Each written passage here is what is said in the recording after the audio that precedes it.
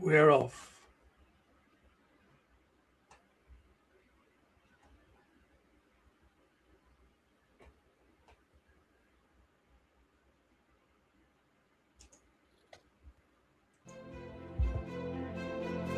This is 2OF Entertainment.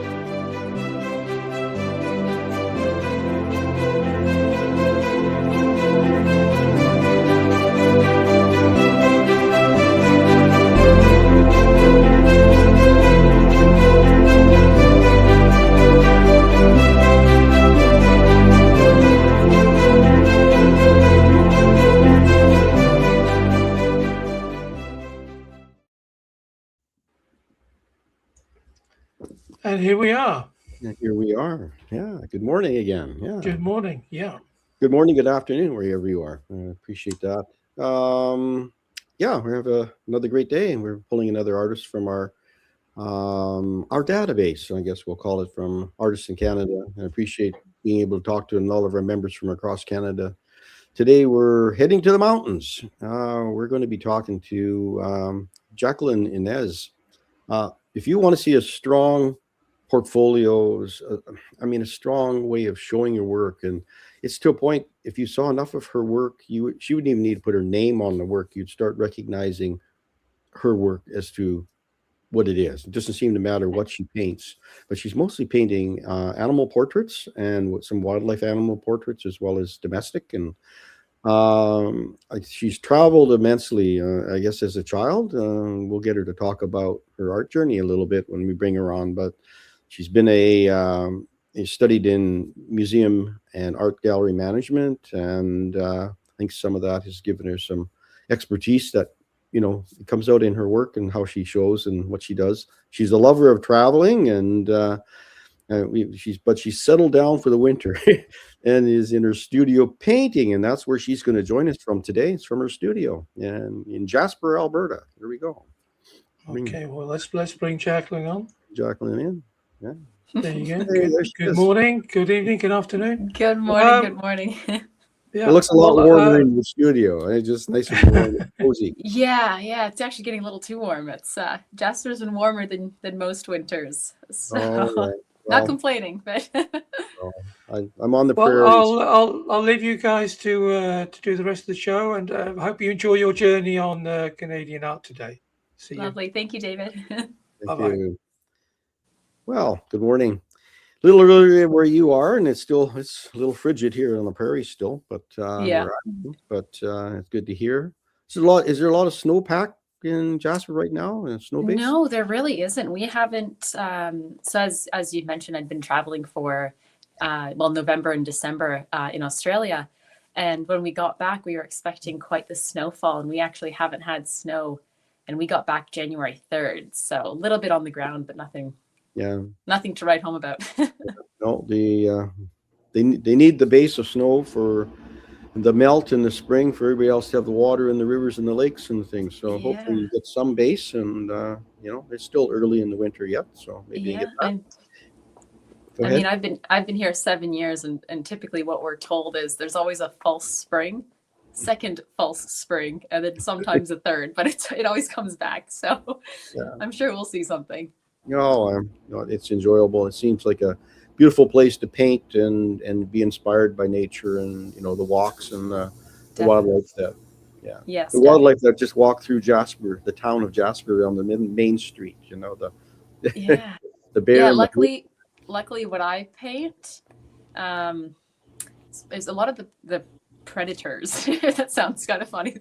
So not too many of those walking around, luckily, but elk and deer and all the nice, kind animals walk through the property. The ones that eat all your vegetation in your yard. Yeah.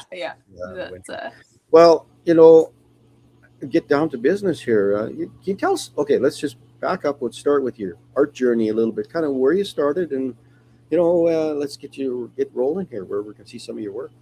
Yeah. So a little bit about how I got started. It's not a straight line, and it rarely ever is. But I've been drawing, painting, crafting probably since I could hold a pencil or a glue gun or a pair of scissors. So ever since I was very little, and I grew up with a mother who really nurtured my artistic ability. She was definitely the artistic one. So her mother, my maternal grandmother, was an artist by trade. My mother's middle sister, artist by trade, and her youngest sister, also very artistic. My mother was always more crafty. So she liked painting pottery. She liked, our Halloween costumes were always amazing. So I learned things from her, decorating, building things, and the use of textiles. So always got coloring books, little arts and crafts things growing up. And then I never really took it too seriously. It was always just a hobby. But I always knew that it was something that drew my attention. So any free time I had, doesn't matter the age where I was, I always had a sketchbook on me. I took, I think in my life, one art course, and we sat downtown Guelph, which is my hometown in Ontario. Yeah. And we sketched people walking by, and that was the first and last art class I took because I was sketching people and I went, oh, this is boring. I can do this by myself. I do this anyway. So never went back to an art class. But as I got older, always kind of doodled, painted, sketched, really honed my own skills in my free time. And it wasn't until university that I started painting in my free time. This is when I university in Toronto. And I was actually studying European history. So European history, art gallery, and museum curation and management. And juggling a full course load, a varsity soccer schedule, 2 part-time jobs. What do you do in your free time? It's the thing you love the most. So I would always turn to art. After creating a few pieces, I actually approached the art program, and they were having a show for first-year students. And I asked if I could go in and or submit my work, and they said, well, who are you? You're not in any of our courses. What are you doing? And I said, well, I'm in history, but what I love is art. And one day I painted, I've always loved the statue of David. So, and it ties with my historical education. I painted the statue of David's face, probably just about this much. And then I sketched him. And then I did a digital photoshopped image, and I printed it as a poster. So I had 3 statues of David, and it was a study of different mediums and different styles, but with the same image. So they accepted it, and it went in and it got honorable mention for the show, which was interesting. And that's kind of what told me I needed to keep doing this, keep needing to experiment, see what I can do. And then a few years later, here and there, entering a few art shows downtown Toronto, because they're almost everywhere. So doing some work, entering, kind of doing a little bit more research on kind of how to get your name out there, how to actually make being an artist viable, right? Not just as a pastime. But again, full course load, trying to graduate, doing everything like that, kind of put it to the side. And it wasn't until 2019 that I was offered a job actually at an art gallery here in Jasper. So I dropped everything in Toronto. I came out here and I said, I'll try it for a summer. Absolutely loved it. Yeah. And then, of course, summer went by and I said, my background's in art gallery, museum management. Let me see how I can progress and what I can learn from this gallery. And then COVID hit, which, as we all know, and all experienced. So end of 2019, early 2020, the gallery shut down. 2020 was a bit of an odd year for everyone. So of course, sitting at home, what do? You try to pass the time. So I had been experimenting with my iPad and digital art. And thinking, oh, maybe I'll do t-shirts for friends. I love graphic design. I'll I'll make mugs, things like with my digital drawings. I don't have to invest in art supplies and canvases. Let's go digital. But then with the gallery closed and all this free time, some of these digital drawings I thought would be interesting to try on a canvas. So I'd started playing around with it. And as you'll see, kind of a sneak peek of the shapes I use here, very clean edge, almost graphic looking. I thought I would try one of these. And then 2020 was a bit of an experimentation, seeing I've never really painted before with acrylics. Let me give this a try. And then there is an end to the story at some point. But end of 2020, the gallery reopened and I came back out to Jasper. I had moved in back with my parents in Ontario just to change of scenery. Yeah. When I moved back to Jasper end of 2020 and got back into the gallery, nobody was traveling. So we were open, but very quiet. At the time, the owner of the gallery said, "It's so quiet. Why don't you bring a canvas into the gallery and paint? I always see you doodling and drawing. You must be able to paint." And I hadn't told her that I did. So I went, okay, let me try. So one day I brought a canvas, stood in the gallery, and I started drawing a rooster of all things. And I thought, let me make very bold shapes, see what I can do with this digital image I had.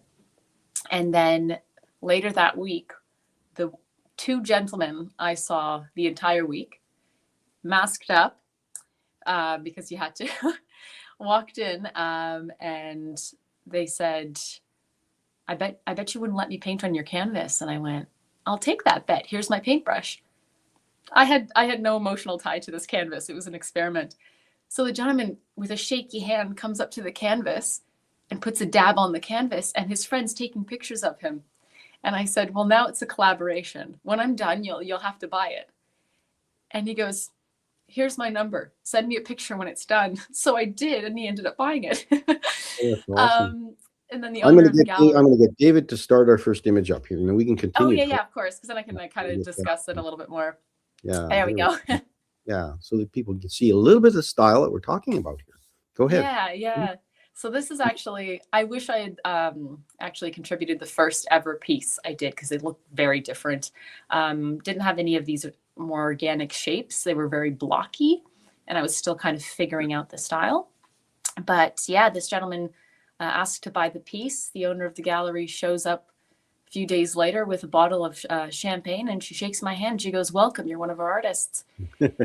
And the rest is history. That was end of 2020. So yeah, good 6 years now, and just developing the style, changing it a little bit in the shapes that I use, the color palette, and definitely getting more confident with how I approach each piece. Yeah. And this is probably a piece from 2024 or early 2025. And this is kind of where the style is now. So, and ever evolving. Yeah. So they're like portraits, really, if you this animal is different than a mate that it would have or something. Like, they have a look to them. I've been looking at the style for the last week or two as we were preparing for this show, and it feels like the light is coming from within, like they're illuminated from within the character. And I was trying to figure out what is the difference between these ones and some other ones I've seen that are, kind of streamlined figures, and they're trying to find an iconic look to an image. Yeah. And what is unique about this one is this is not just surface paint.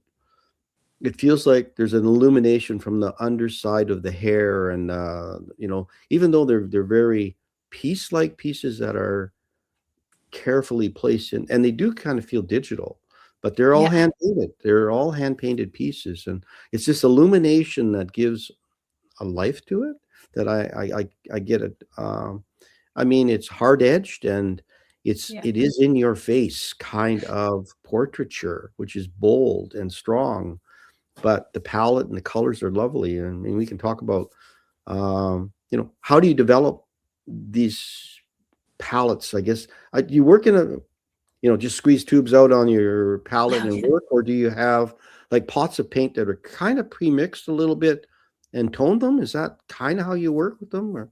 Yeah, so that's a great question. I had started at one point when I was painting thinking, oh, I'll just get every color of the rainbow. And I think I don't want to say easier to do this because there is a lot of work when you have the colors right in front of you still, and some artists do this. But I thought I'd have every color of the rainbow and I could just squeeze it out and say, this painting will look harmonious and the color palette will work together. But then I did some paintings like that, and I found that from each tube of paint, the greens were, as they were meant to be, very different. The blues varied a lot, right? So when every time I used them, it just looked like I had no plan and it was patchwork. So what I decided to do was I have at any given time, where's my primary colors, white, black, maybe secondary colors. So maybe it may be an orange I like, or maybe a green that I like. Sometimes purple, just because you can only mix them so much with the types of reds and blues you have. It really depends. But I don't venture outside of that. The odd time I actually did a bear for Pride, the Pride Festival here, and they asked for a rainbow bear. So I went and bought every color you could on the rainbow, and the bear was literally nose to ears and neck was the rainbow. So that was a specific request. But what I like to do is I'll actually start with my dark, so all the dark shapes, and then I'll kind of build the light from there. And that way, like you see with this piece here, under the jaw, the neck where the shading is hitting, the light source coming from the left-hand side. But I'll start with the darkest colors. And typically I'll have a dark version. Let's use blue. A dark blue, I'll have kind of a medium tone blue, and then I'll have my light blue, which is where you see the highlights on the ends of each shape. Yeah. And then what I'll do is I'll add the dark into one of the shapes and then the light on the tip, and it's just blending with a dry brush. And they're typically 2 to 3 layers on each shape. So once I'm done with that blue, kind of like a puzzle, all across the animal, I'll add, I wanted a little more green. Okay, so I'll put a little bit of green in that blue and work from the same color. Right. So only subtle changes are made to each color in each of the shapes. So at the end of the day, I usually only have one palette that's just been edited, touched it with like a little dab of paint just to change it. So the colors aren't changing completely. So I thought that after a few pieces, the colors looked like they were from the same family. And I think this is a great example where all of the blues look like they're just slightly different. A little lighter, a little darker, a little more green, a little more purple, you name it. So I just thought it made a more cohesive piece. Yeah, and I think you need that when you work with so many, like they're like pixelated pieces, right? And you're piecing them. It's like a mosaic or a stained glass window, and pretty much the same kind of idea because you're working with an outline somewhere. Because everyone has a shape or a line that seems around it, whether it be a black, and it's nurtured into it, right? The color is blended. But if you squint and look at it, you could see there's black all around all the objects, which would be not undifferent than leading in a stained glass window. These would be beautiful stained glass windows in themselves. So you typically have a dark flat background, and then it's about the portrait. That's usually what you work with.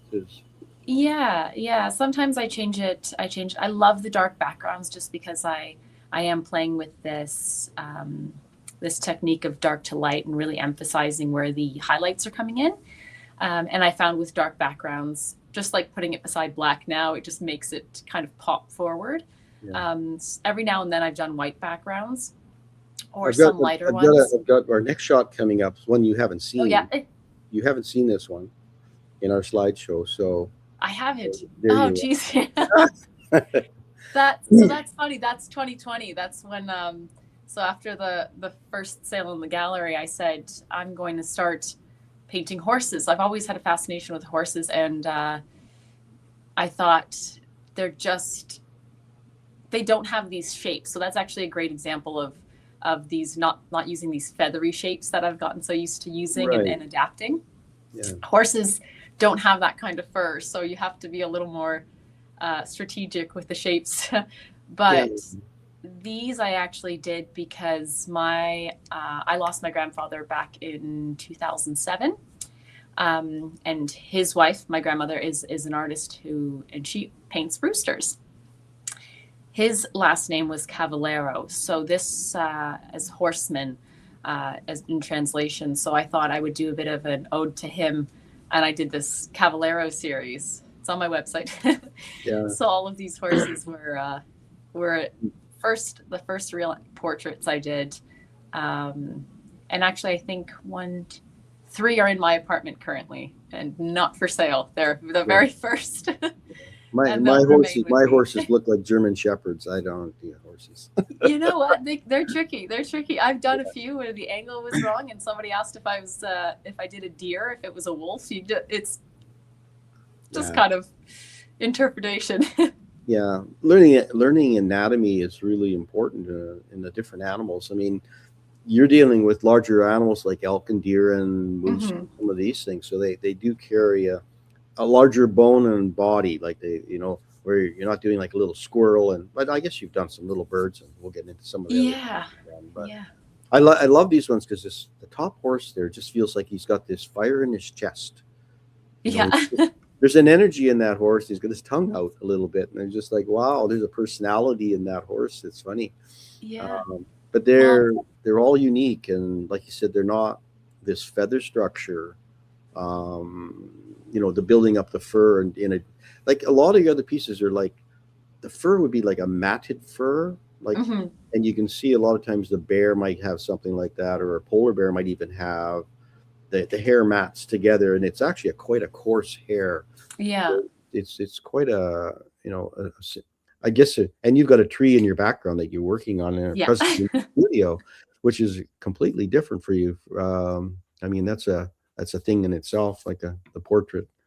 But here's your moose. I had to get this one out here. All right. We have a lot of moose lovers on the show. Yeah, to see a Canadian moose. This one was actually really fun to do. His name, what was his name? They all have names. So when you spend as much time with a piece as I do, you name them.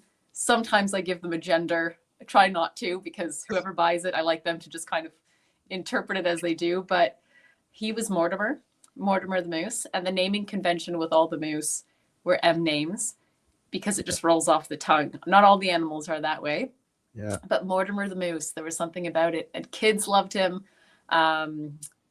Adults loved him, and he was a bit of a tricky one because originally I had wanted to have the moose three-quarter gaze so that I could get both eyes in.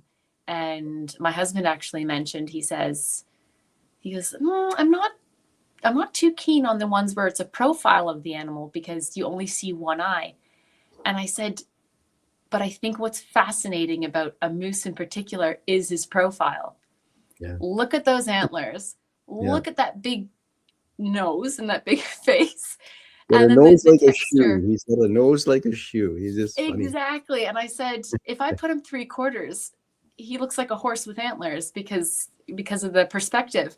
And I said, let's just appreciate the very dynamic profile that they have. Yeah. And that's actually the gentleman who bought him said that as well. He says, like, why a moose? And I said, well, they're typically such gangly, ugly ducklings in a way, but they're so beautiful when you really look at them and their structure. So this was a bit of a celebration of the moose and their awkward look. No, they always have that whimsical look on their face, that it's like that smile, but it's not a smile. It's the Mona Lisa of animals, the smile. That's a good way to put it. Yeah. And they're always we were driving out to Moline Lake, that's out west here, and we're stopped in the middle of the road probably for about 40 minutes while a mother and her calf are just licking salt off the road or whatever it was, dead center, and everybody's just lined up, and they said, we'll just wait. And how gentle they are, how massive they are when you get really close, and they're taller than the car. But their gentle eyes and their gentle demeanor, they're just big gentle giants, unless you threaten them, of course, right? Nobody wants to do that, but Yeah, and they're seasonally with the males. You don't want to be around them. They will literally destroy your area. Like, yeah. I've got When the stories. calves, calving Yeah. season, you fear the mothers, but mating season, you fear the males. So Yeah, you don't want to be around when the males are fighting. yeah, no, They definitely they not. have that single vision. They don't care about anything else around them. It's just they will run through anything. They don't look both ways when they cross the road. They're Yeah, big. They just do it, right? you have to look both ways. Yes, You have to when do the driving looking. out here. So But a beautiful animal. There we go. We'll just go on to some of this other one. So yeah, this owl, just like wow, he has that cool look about him. He's just the feathering on him. It feels the wind has got in between the feathers, and it just opened him up a little bit. It yeah, just says in this style of doing the work, and I like the blue background. It just pops that him off the page. yeah. And this one here, actually, interesting. You mentioned the blue background. This was actually a commission for a client, because I had done, I think it's in the slideshow, I don't know, I can't remember, one of my first owls, and I had 3 commissions come from that original owl since, because I don't know what it is about owls. I think I think they're beautiful, and as you can probably tell after a few pieces, I love eyes. I really love the focus on the eyes, and that is actually why most of my animals are portraits or they're close up. You have to be able to see the eyes. I've tried full body animals, the eyes get lost, and then it's about the shapes in the body, and I need there to be an expression through the eyes. So owls are really good for that. But this one here was a commission, and originally I had a darker blue background to make him pop a little more. And the gentleman said it was for his wife, and her favorite color is this kind of teal blue. And I said, okay, let's put the teal background and put even more teal within the actual owl. So she did want to brighten it up a little bit. And as far as I know, she's very happy with it. So Well, that's the thing with commissions. It's a kind of a collaboration with the client when you're doing something for them. So yeah, I know some artists say, nope, it's my way or the highway. And a lot of times it goes the highway. But if you want a commission to be successful, and I mean, you can use some kind of, proper demeanor, when you between you and the client, understanding they're paying money for this and they want something that they want. They understand your style and what you're going to give them, and saying, well, and you understanding that, say it was for his wife, which is maybe she wants something a little brighter or something with her personality, maybe her color. It's yeah. sometimes it's a rare request. Sometimes, I like these colors. That's not a rare one. People do that. I like these colors. Can you do something like that? Yeah. Whether it be a landscape or whatever, but yeah. And well, I find I do a lot of commissions, and I think you mentioned while I do wildlife, I've done a lot of pet portraits. So I've done 1 cat, and I can't count on 2 hands how many dogs I've done, because I find that pets are like children for a lot of people. I mean, I have a puppy, so I understand. But you wouldn't always want a very serious depiction of your dog necessarily. Some do, that's okay. But I find why pet portraits have really kind of worked for me is that it's this playful, colorful, and if someone sees it, they go, oh, that's fun. It's well done, but that's fun. It's Roscoe or the dog, right? So it's a more fun take, and you can get away with getting a portrait of your dog, where some people might say, oh, it looks a little serious, it looks a little this. But I find with pets, you get very specific requests because they are part of the family, and those are very difficult. And I feel for the artists who take on very personal commissions. It dog takes portraits. Yeah, it takes a special person to figure out that personality in an animal. exactly. Some people can't see what a family sees in that animal, that it's there. I mean, you can have 2 hush puppy dogs and they're both different. Like, they're just unique. Yeah. And so I think with a style like this, though, you can get away with a little bit more because you've taken them away from trying to do it photographically realistic in a style. Exactly. You get them to step one step out of that, what they expected, right? And you give them a Yeah. little bit of, it steps them out a little in an uncontrolled way. They're saying, oh, that's a personality in a different way, and I can accept the look of it. Yeah. Otherwise, you're painting you might as well just give them the brush. I mean, Exactly. Yeah. Just take a photo. I find actually a really funny story with one of the pet portraits I did was we had a brief over the phone, and I said, okay, next, we know how we want the dog positioned, rough color palette. You want it more true to life than you want psychedelic colors or rainbow, and I do plan the color palette with the client. And I said, next would be, I would love some photos. If you can we'll do about shoulders to top of the head, front on, some side on photos, well lit, just so I can really see all the details of the animal. And I think I got over 100 photos of the two dogs wrestling, cuddling, playing tug of war, you name it. And I just indulged the client. I went, they're very cute, and you could just see the love and just passion they had for the two dogs. And I just kept accepting the photos. I went, I'm getting the sense of their personality through these playing photos, but I can't use any of them as a reference. They're blurry, right? But it was just lovely. And every now and then with a pet portrait, I say, okay, how does this starting point look? Oh no, my dog's Romulus, so I'll use that name. So, oh no, Romulus has a birthmark right there. Oh, you missed the spot on the back of his head. And I went, I'm not painting the back of the head, but okay, noted. Kind of things like that. So It's always really fun conversations. Yeah. No, they do get caught up in, I guess what they maybe feel is the specifics to that animal, uniquely. So maybe it has one ear that droops down, and they want to make sure that is their job, right? Anyway, definitely. Back to some birds here. I mean, yes, I love my birds. Yeah, this one I just love the sheen. It feels, I don't know what it feels, just the light coming from the one side, across the breast of the bird. There's a shimmer. I'll call it that for lack of words. There's a shimmer that goes around, and I think some of that even in the technique of just catching the underside of the little, and I'll call them leaves for now, or that's right. just a little bit of the light, just catch the edge. Otherwise, it's just shape against shape for color. Exactly. A little bit of a color difference, and sometimes it's just muted a bit, which I like, and then it still has a feeling of roundness, which and then it goes away into the dark, so it's got that's what I like about the work. And around the eyes is just this, this beautiful little shimmer. Again, a one-eye bird, it's just like profile a bit. Yeah, one-eye bird.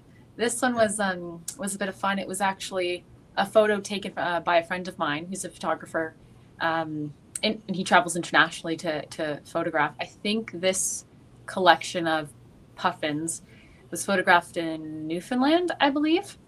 Okay. I may be incorrect on that one, but I think it was Newfoundland. And he had posted this photo on social media. And right away I screenshot it, and I sent him a text, and I said, I need to paint this bird. And he said, go for it. He said, any other ones? I have this series of polar bears coming out soon. I said, send them my way. That would be great. So you might see a polar bear coming soon.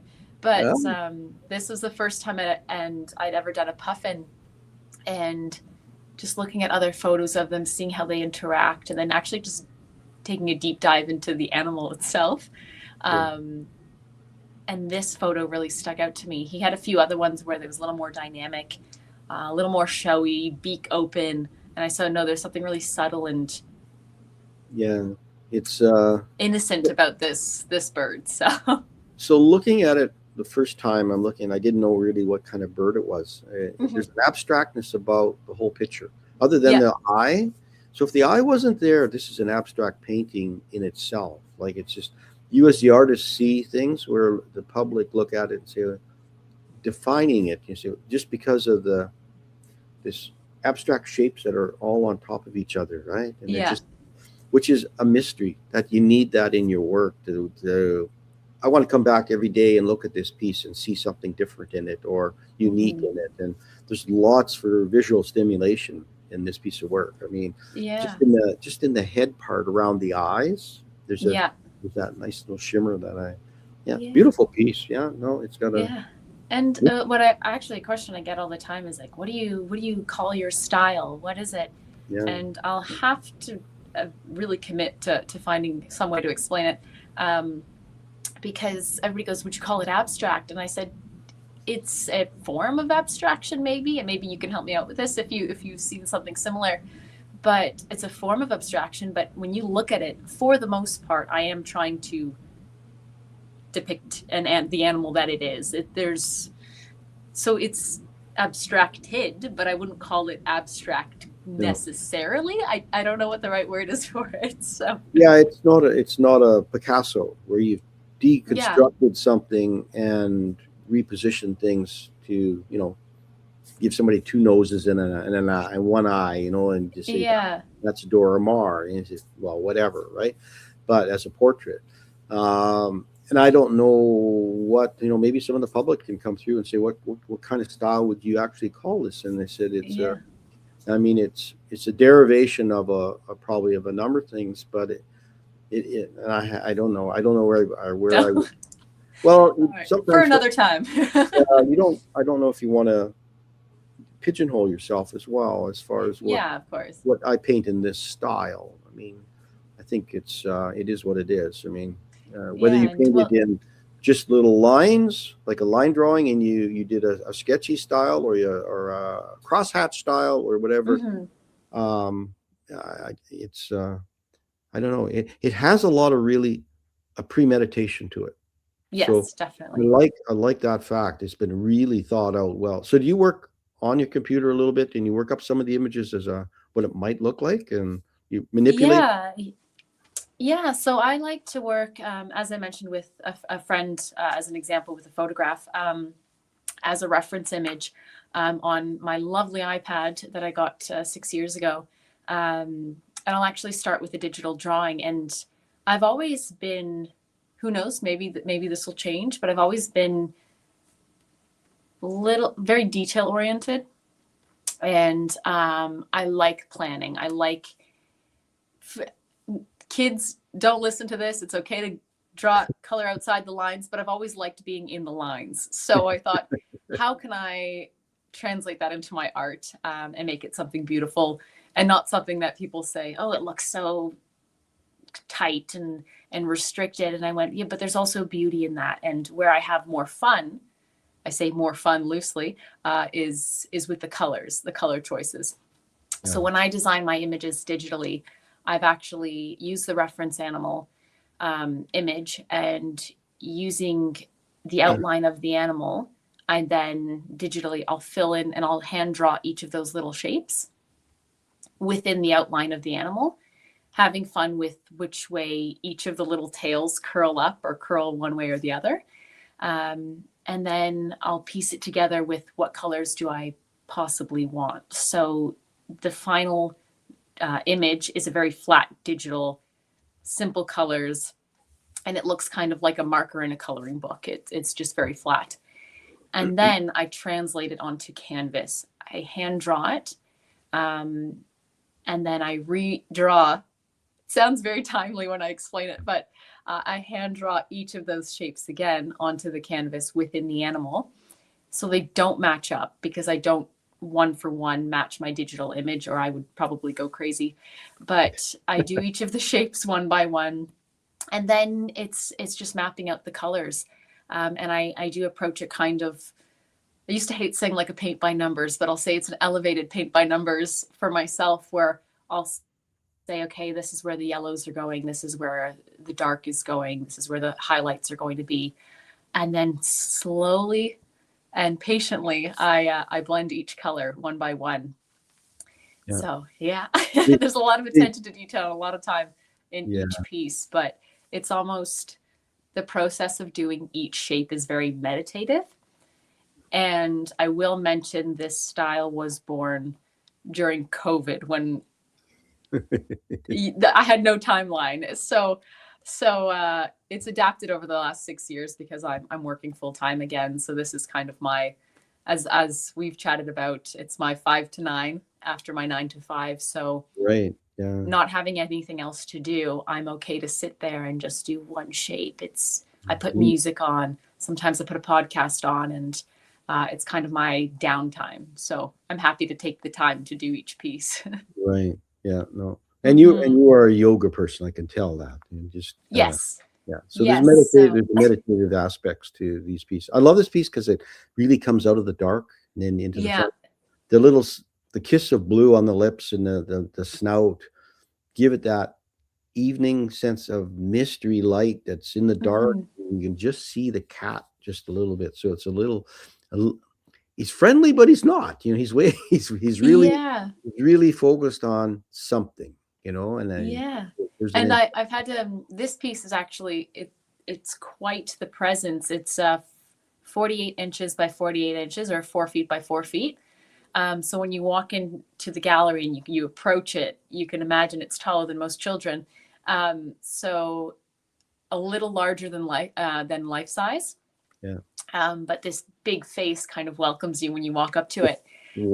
And yeah, so I didn't want something too menacing, which I think if a mountain lion is staring at you, it's not for the better.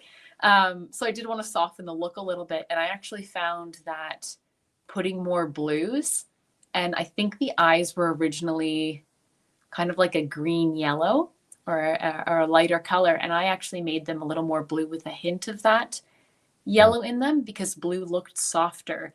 So this is round 2 of the eyes because I found those really, you know, when you have a flashlight or the car lights and you see the animal's eyes glow in the light and you go, oh my goodness, I didn't want that look with this one. So and you can just imagine if those eyes were if those eyes were orange, you can just imagine what they would be like. Exactly. And And you know what? It was. Yeah. I had to be careful because already the piece is the line coming out of the darkness. So I went, okay, let's not scare anyone, especially with the size of the piece. So the Halloween cougar, yeah. Yeah, exactly. You don't want anybody. He still has a smile on his face, and he's not quite like Lippy the lion, you know, the cartoons. So Yeah. beautiful animal. But I like it, you know, there's that little in and out, you know, it's not always all full front. I can look, oh yeah, I can see his tail back there a bit and the body back in the behind him there. So it's kind of there's more to discover, I guess. Yeah. Little guy. It's one of your parrots. I mean, parrots are very the feathering in your style is it's natural, right? It just with a bird like that, you can just have a lot of fun. Yeah, definitely. So where is this bird from? Did you mention that this bird is some client has this bird or similar? Yeah. So this bird was a bit of fun to do. I was doing a lot of Rocky or Western Canadian wildlife, and I thought I just needed a bit of a break. I wanted to try my hand at something a little not something you don't see every day in Canada, flying around. Shake things up a little. So I painted this one, and as you can see, with birds, what's really actually easy is when I interpret a bear and I say, oh, it's going to be very colorful. A bird already has those colors, so it looks colorful, but you look at it, you go, no, that's actually just the bird. So they're a bit of fun to play with the color palette because they already have these beautiful these natural colors to them. So which I'll actually mention when I was away in Australia, I painted all of the local birds. I think, well, actually not all of them. I would be there forever. I painted all the birds in Australia, but really got into the color of the birds over there. So hopefully doing a series of Australian birds soon. But this one here, when I had finished it, I knew I couldn't put it in the gallery necessarily because it's a Canadian art gallery and it didn't really fit with all of the wildlife that was already there. So I actually approached the restaurant chain Earl's because there's one in Jasper here. Yeah. Earl's, and I knew just from long time experience with the restaurant that this was their logo. This parrot, I think it's a blue macaw. I can't remember. So I sent it to them over Instagram, and I said, this bird would look great in your restaurant. So we got to chatting, and it is now, like I said, the rest is history. It is now hanging in the restaurant. Excellent. And it's a bit of a photo op spot in the restaurant, and it's hopefully something I can do more of, and reach out to some businesses and kind of do some pieces for them. They get a piece of work by a local artist, and I get some representation, which is lovely. Yeah. So and you get paid. So that too. That's always great. Always a nice. Well, artists need to know that. How do you get something? You got to reach out and use your Instagram. Whether it be a local business, and say this might look good in your dentist office. This might look, whatever. Right? It's just you. If you don't reach out, it's not going to happen. Right? A lot of times, and we're not going to be able to discover you unless you step forward a bit. And I like that you said, I've got a client that might like that, and all they can do is say no. I mean, really. Said, or I'll give it to the other restaurant next door, and you can have it. Exactly. And I think what I really like to tell, so I have a few friends who are artists, whether it's here or back home in Ontario. And I always like to share that, and even some friends who are just starting off, and they say, oh, a gallery will never take me. Or I can't paint full time and things, or what do I do? I have all these paintings because I love to paint, but they're kind of taking up space in my apartment. And I said, join art shows, do Christmas fairs, go to the people if you have to, because while galleries are great, and I had very, very rare and fortunate opportunity that I was working with one, and it was kind of, I had the foot in the door, and someone came in and saw my original rooster. This is rooster number 2. And I had that opportunity, but there are so many artists these days. So really don't be afraid to seek out clients, go to restaurants, hotels if you need to, family and friends, word of mouth. And it's easier said than done. I know a lot. We at the gallery actually have a lot of artists who it's paint, drop it off, and then you don't hear from them because they're back in the studio. So having that representation is really good, but there are artists who don't have that. So you know what? Yeah. Leave the house, show people your work, make cards, give them away for Christmas. And what does a card end up being? 3 years later, they go, I loved this card. Let me see if that artist does paintings, because now I'm ready to buy a painting. So you never know. You're always seeding. You are, as an artist, always seeding. A lot of times your audience is 10 years behind you, really, if you think about it, because you're moving on as an artist, and you've got this inventory that's not maybe moving with you. It's being stored, and you have to realize I still have to move some of that inventory, but I want to move on to painting roosters, right? And but I still got a polar bear over here and a bunch of other things people haven't seen. So it's nice to, talk to other friends, and, they can tell you about other, share, not necessarily client list, but there's opportunities. Say, well, did you try a restaurant? Did you try that kind of a business? Because you're trying to, I think, first of all, do great work, paint and develop your style and the way you like to paint and what you like to paint. Then you have to find the clients that might fit with. Anyway, back to the rooster. Back to the rooster. He's it's, the colors are, and I won't say muted, but they're neutralized, which become really accepted. I mean, if he was bright red, feathers and things, they would just be really coming off the page, which is a different kind of bird. Yeah. And these when you come again back into this portraiture of a domestic bird, it's just, he's quite elegant, It's a chicken, it's like. But this one was funny, because this is another one that, again, you'll see that profile in very much like Mortimer the Moose. I was playing with all those textures because they have these beautiful profiles, and I think you can't really do a chicken or a rooster front on because you lose most of the head. So it was actually the profile that was really beautiful, and capturing those tail feathers that are everything for, well, at least for most male birds, because they're all about this showy tail, and they're usually more extravagant than the females. But yeah, this one I wanted to do the muted tones because I thought of this one, I thought of the client. There was no specific client, but I thought, where would it go in the home? And sometimes I think, oh, a psychedelic bear, or a wolf with a rainbow wolf or something. People connect with a bear or a wolf, or the very popular animals to collect. And I thought with a rooster, if it goes into a home and you have a rooster painting, it's already a little quirky because it's a rooster painting. So I thought, let's mute the colors a little bit so it can fit into a home a little more easily. And also the colors will fit with an interior design color palette. So anything too bright or funky doesn't necessarily fit. Well, this could be in a home that's someone who's not, say, off the farm. This could be in an urban setting, in a house, like just a normal setting. Somebody that has no rural background, and it still looks good in their home, right? That's what we're saying. And they can relate to it rather than saying, "Oh, I'm a chicken farmer," or "I've come from, we used to raise chickens on the farm years ago, and there's a rooster," right? That's sort of I'm a fanatic. Let's have one in every color kind of thing. It's like, no, it's very.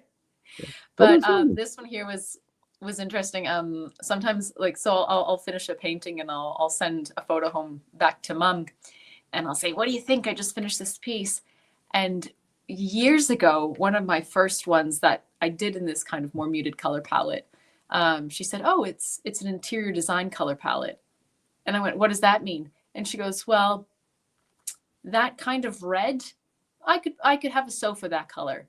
That teal, I could see the bathroom walls being that color." Like, she could use the colors, whereas sometimes I do, this one in particular, I have very bright yellow, and you wouldn't paint your walls that color. Whereas this one, you could find something in your home to use the colors for. So it's called the interior design palette. I went, okay, let's go with that. Summer, a little crazier, summer interior design palette. Yeah.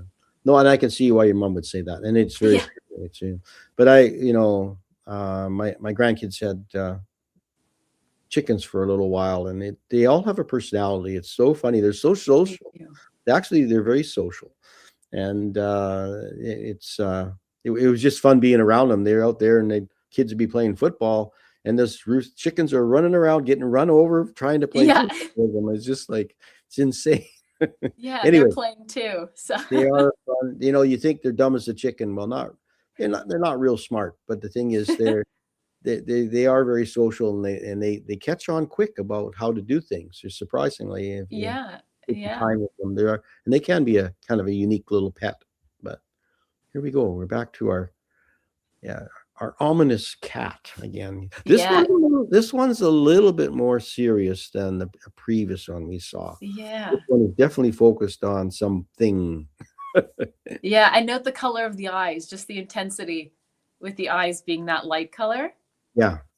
And they stand out more with the surrounding black, which this image is a little darker than the original. The background is actually not black. Okay. So, and it's actually just my photo because I have a terrible phone to take photos of.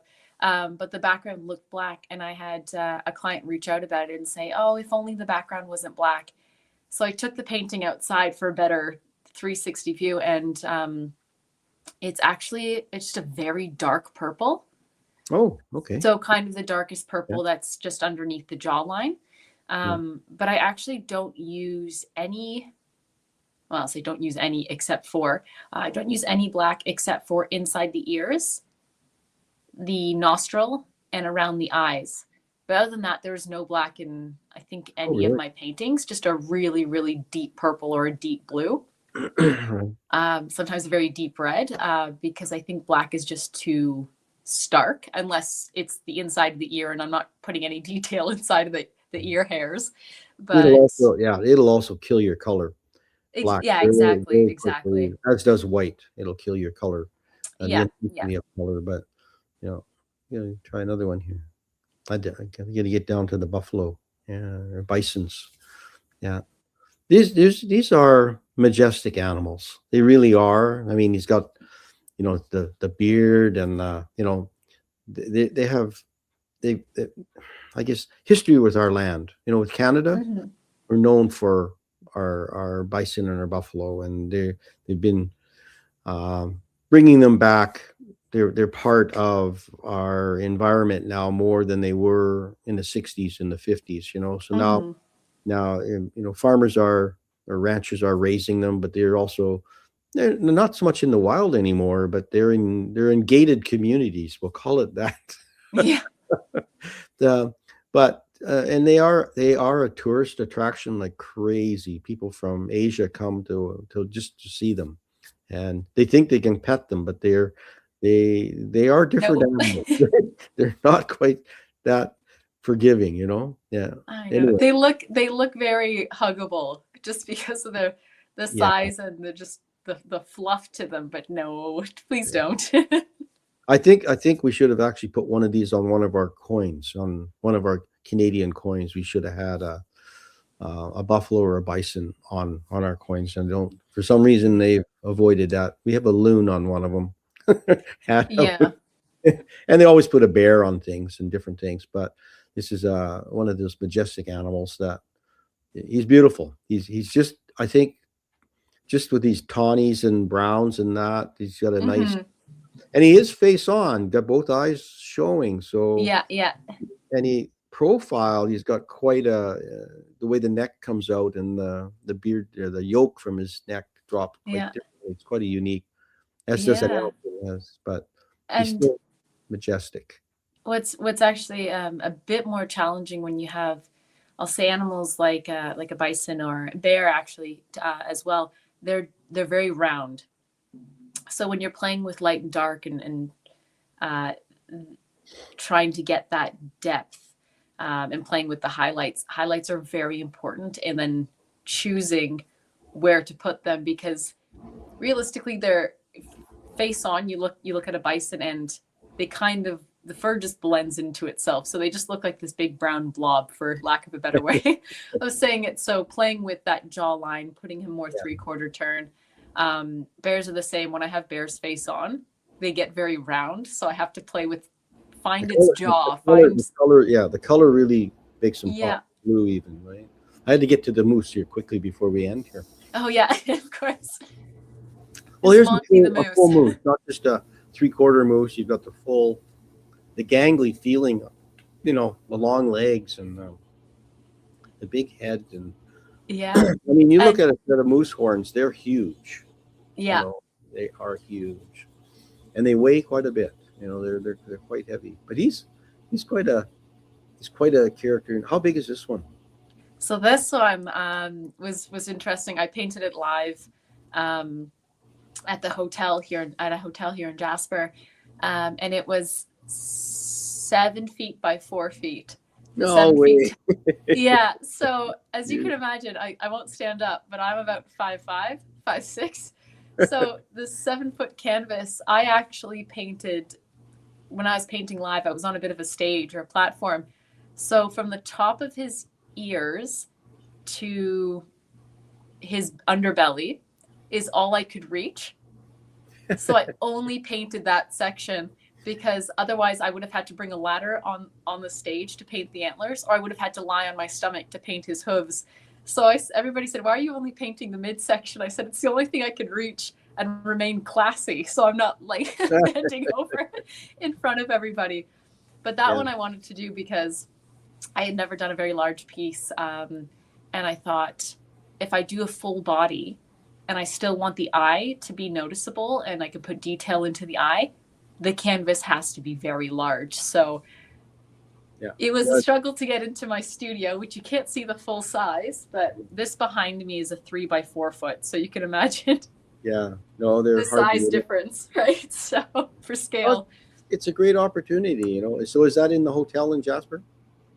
No, so this is actually in a loving home, I think, in Quebec now. Yeah, lovely. So yeah, he found a home. I got to get through a couple pictures here yet. So Oh yeah, go for it. Go. we got your wolf. This is a wolf or a coyote? A wolf? Wolf. Wolf, yeah. Yeah. Open Yeah. to interpretation, but I was going for a wolf, yeah.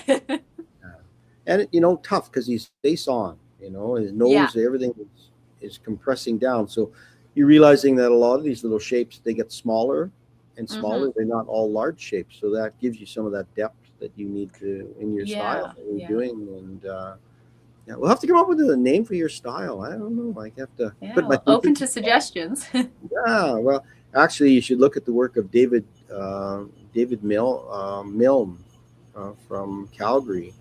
Okay. And he paints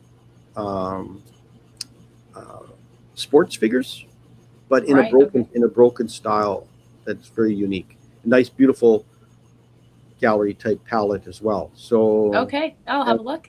And a fellow member, so it's something to look at. But I'm sure he'll be enamored by what you're doing here as well, the color palettes and what you can do. And we've got to get an owl in here yet. So that was the one that inspired 3 other commissions. Okay, yeah, that's it. Leopold. He is a bit more full color than in a different color palette. Yeah.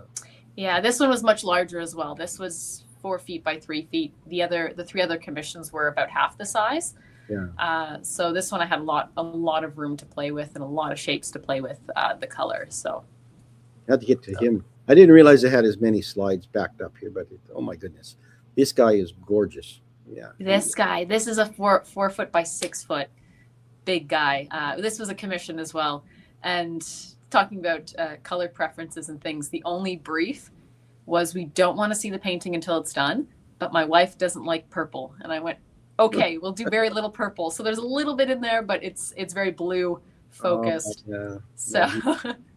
No, he's warm though. He's still friendly, and he still has, I love the glow in the horn. It's not just a flat horn. It still carries your style through, but it's still that light. It's almost like the light can go through it, like it just in the transparency. Mm-hmm.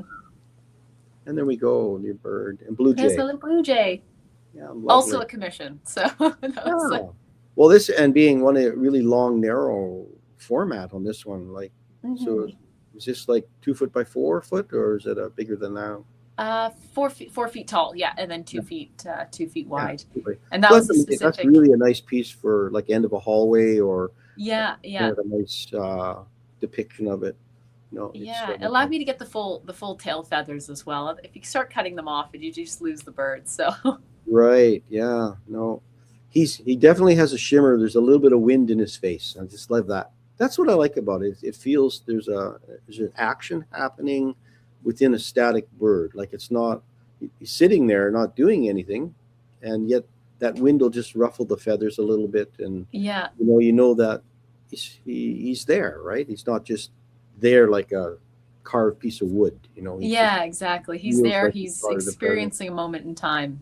Yeah. Well, we're going to bring David back in here. Sounds good.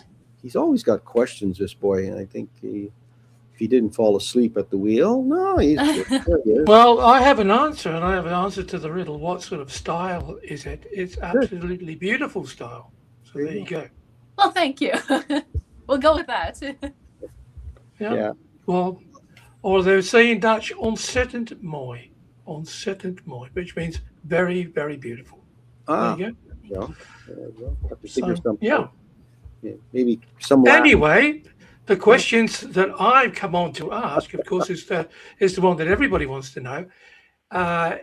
If we wanted to purchase some of your art, Jacqueline, how much would be? So, what sort of ballpark price range are we talking about? Oh, that's so I'm very broad. You're not pinned down to it, but to give us like a between this and this. Obviously, commissions are different. I think anywhere. Well, quote in Canadian here because it's the best I can do. We're looking at, so this is through the gallery that represents me. We're looking at, of course, it's based on size and scale of the piece, but I think anywhere from some of the smallest pieces I'll go anywhere around 2,000 Canadian. to some of my largest, which are hitting about 10, and anywhere in the middle there. So if I could give a big range. Yeah. Well, it's you were saying about going, getting yourself in front of people, which is exactly what Paul was saying. Get yourself in front of people. But one of the strange things about artists is you ask them how much they want for their art, and they get all embarrassed about it. But Yeah, there you go. Well, don't be embarrassed. Don't be embarrassed. Exactly. it's Not on this not- show, anyway.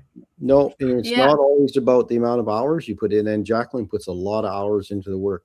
I Yeah. mean, when you look at how work accrues in value, what it cost in 2005 and what it costs in 2025, there's always growth in somebody's work, and your work is gorgeous.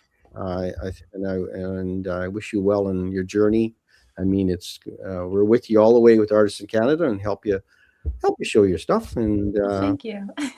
we'll help push it out a little And bit. and I, for one, I'd have a 7-foot red rooster. The brighter the brighter the better.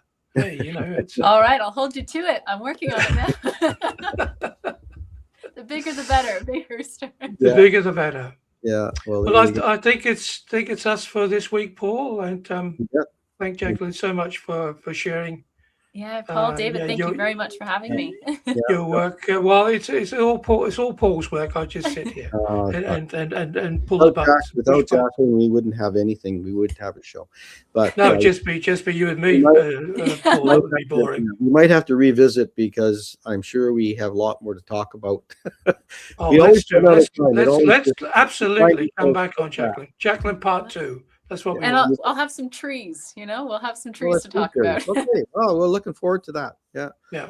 Well, thank you Lovely. again. Everybody have a Thank great you. day, and we will be back next week with another artist from Artists in Canada, and I guess from Canadian Art Today.